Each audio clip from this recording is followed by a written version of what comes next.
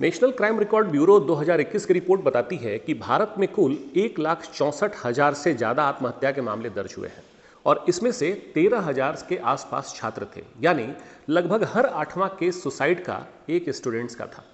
2022 की रिपोर्ट कहती है कि सुसाइड करने वालों में से लगभग 8% छात्र थे। ये एनसीआरबी की रिपोर्ट बताती है 2022 की। सोचिए, हर दिन सैकड़ों युवा जिन्हें कल हमारे देश का भविष्य बनना था, वो अपने संघर्षों के आगे हार मान रहे हैं। भारत में लगभग 11% वयस्क यानी एडल्ट किसी न किसी मानसिक समस्या से जूझ रहे हैं, लेकिन उसमें से 70 से 92% को कभी सही इलाज नहीं मिलता। और ये NIMHANS national mental health survey 2016 की रिपोर्ट कहती है।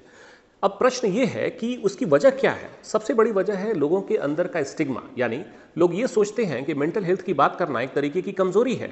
दूसरी वजह यह है कि हमारे देश में प्रोफेशनल्स की भारी कमी है। भारत में केवल 1% साइकियाट्रिस्ट प्रति 1 लाख जनसंख्या पर है, जबकि WHO मानक के हिसाब से कम 31 होने चाहिए। लेकिन गवर्नमेंट जो है वो बहुत सारे इनिशिएटिव्स ले रही है और इससे हमारी उम्मीदें थोड़ी बढ़ती हैं।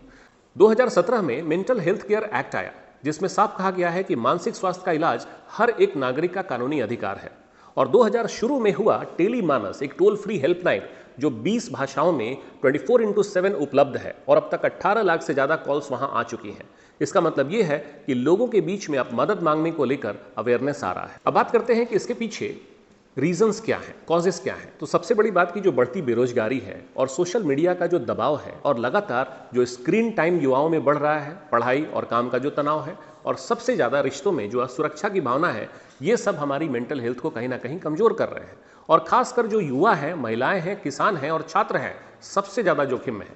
अब अगर समाधान की बात की जाए तो हमारे स्कूलों और कॉलेजों में अनिवार्य रूप से काउंसलिंग सेवाएं होनी चाहिए, लेकिन आज भी हमारे बहुत सारे देश में स्कूल्स ऐसे हैं जहां पर कि मेंटल हेल्थ काउंसलर्स नहीं हैं।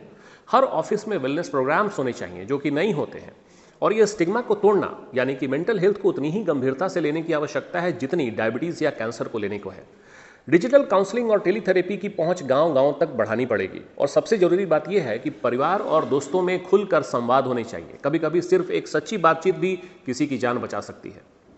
तो याद रखिए, मेंटल हेल्थ भी एक हेल्थ है और मदद मांगना ताकत देना होता है। अगर आपको या आपके किसी जानने वाले को मदद की जरूरत है तो तुरंत किसी काउंसलर से, भरोसेमंद दोस्त से मिलिए या फिर नीचे यहाँ टोल फ्री नंबर दिए गए हैं टेलीमानस के, आप उनसे जुड़िए।